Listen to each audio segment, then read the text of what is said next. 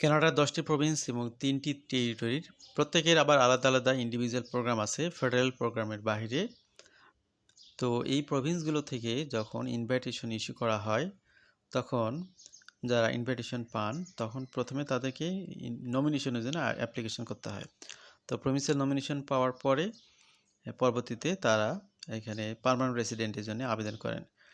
তো এখানে পিএনপি প্রোগ্রামগুলো আবার দুইটি ক্যাটাগরির, একটা হলো সরাসরি নমিনেশন পাওয়া, নমিনেশনের জন্য ইনভাইটেশন পাওয়া, তারপরে সরাসরি পিআর আবেদন করা। আর একটা হলো এক্সপ্রেস এন্ট্রির সাথে লিঙ্কড পিএনপি বা এক্সপ্রেস এন্ট্রি লিঙ্ক পিএনপি, যেটা সেটাকে বলা হয় ইনহ্যান্সড পিএনপি।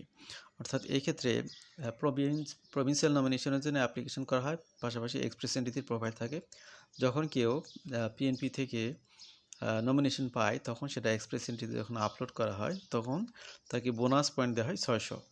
এই 600 পয়েন্ট পাওয়ার পরে তার কনফার্ম হয়ে যায় যে তিনি পিআরে এলিজিবল হচ্ছেন। পরবর্তী সময় দেখা গেল যে বিভিন্ন প্রভিন্সিয়াল যে ইনহ্যান্স পিএনপির নমিনেশন প্রাপ্ত ব্যক্তি তাদের জন্য আবার এই এক্সপ্রেস এন্ট্রিতে আলাদা করে ড্র অনুষ্ঠিত করা হয়। তো তেমনি একটি ড্র অনুষ্ঠিত হয়েছে সম্প্রতি সময়, সেটি নিয়ে আজকে মূলত কথা বলবো। আনুষঙ্গিক বিষয়গুলো আপনাদের সাথে শেয়ার করা হলো। Canada holds second consecutive provincial nominee draw. Immigration, refugee and citizenship Canada তারা এখানে ইনভাইটেশন ইস্যু করেছে এক্সপ্রেস এন্ট্রির অধীনে। এখানে 334 জন ব্যক্তিকে আইটিআই ইস্যু করা হয়েছে for provincial nominee program candidates. এটা কিন্তু এখন পিআরের জন্যে তাদেরকে ইনভাইটেশন ইস্যু করা হচ্ছে।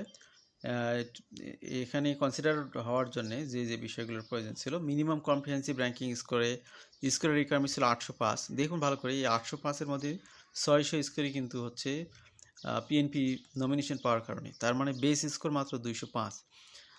এটা হচ্ছে একটা ইস্যু।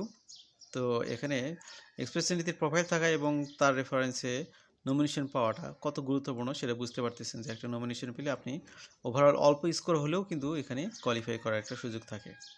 তো এখানে যারা সুযোগ পেয়েছেন তাদের প্রোফাইল ক্রিয়েট করা হয়েছিল 16 অক্টোবর 2025-এর পর থেকে। রিসেন্ট ড্রগুলো নিয়ে যদি আমরা কথা বলি, এখানে আমরা ভালো করে দেখতে পাচ্ছি summary of express entry draw. May 25 তারিখে প্রভিন্সিয়াল নমিনি প্রোগ্রামের জন্য ড্র অনুষ্ঠিত হয়েছে। সেখানে সিআরএস স্কোরের রিকোয়ারমেন্ট ছিল 805, 334 জনকে আইটিআই ইস্যু করা হয়েছে। এরপরে মে 11 তারিখে আর একটি প্রভিন্সিয়াল নমিনি প্রোগ্রামের ড্র অনুষ্ঠিত হয়েছিল। সেখানে 798 স্কোরের রিকোয়ারমেন্ট ছিল, সেখানে আইটিআই ইস্যু করা হয়েছে 380 জনকে। এপ্রিলের 29 তারিখে ফ্রেঞ্চ ল্যাঙ্গুয়েজ প্রফিসিয়েন্সির উপর বেস করে ড্র অনুষ্ঠিত হয়েছে। 400 স্কোরের রিকোয়ারমেন্ট ছিল, সেখানে 4000 ব্যক্তিকে ইনভাইটেশন ইস্যু করা হয়েছে। এপ্রিলের 28 তারিখে কানাডিয়ান এক্সপিরিয়েন্স ক্লাসে 514 স্কোর মিনিমাম রিকোয়ারমেন্ট ছিল, সেখানে 2000 ব্যক্তিকে ইনভাইটেশন ইস্যু করা হয়েছে। এপ্রিলের বাকি সময়গুলোর এখানে চিত্রটা এখানে তুলে ধরা হয়েছে, আপনারা চাইলে দেখে নিতে পারেন।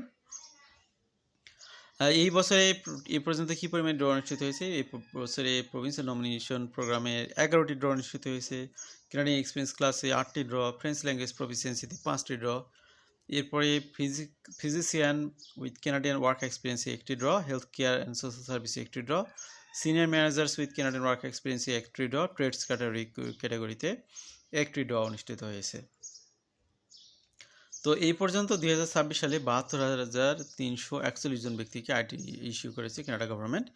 কোন ক্যাটাগরিতে কী পরিমাণে ইনভাইটেশন ইস্যু হয়েছে? কানাডিয়ান এক্সপিরিয়েন্স ক্লাসের সর্বাধিক পরিমাণে 34,250 জনকে আইটি ইস্যু করা হয়েছে। ফ্রেঞ্চ ল্যাঙ্গুয়েজ প্রফিসিয়েন্সিতে 26,000 ব্যক্তিকে আইটি ইস্যু করা হয়েছে। পিএনপি প্রোগ্রামে এখানে 4,450 জন ব্যক্তিকে আইটি ইস্যু করা হয়েছে। হেলথ কেয়ার অ্যান্ড সোশ্যাল সার্ভিসে 4,000 ব্যক্তিকে আইটি ইস্যু করা হয়েছে। ট্রেডস ক্যাটাগরিতে 3,000 ব্যক্তিকে আইটি ইস্যু করা হয়েছে। Physician with Canadian work experience 391 ITI issue করা হয়েছে। Senior manager with Canadian work experience 250 জনকে আইটিআই ইস্যু করা হয়েছে।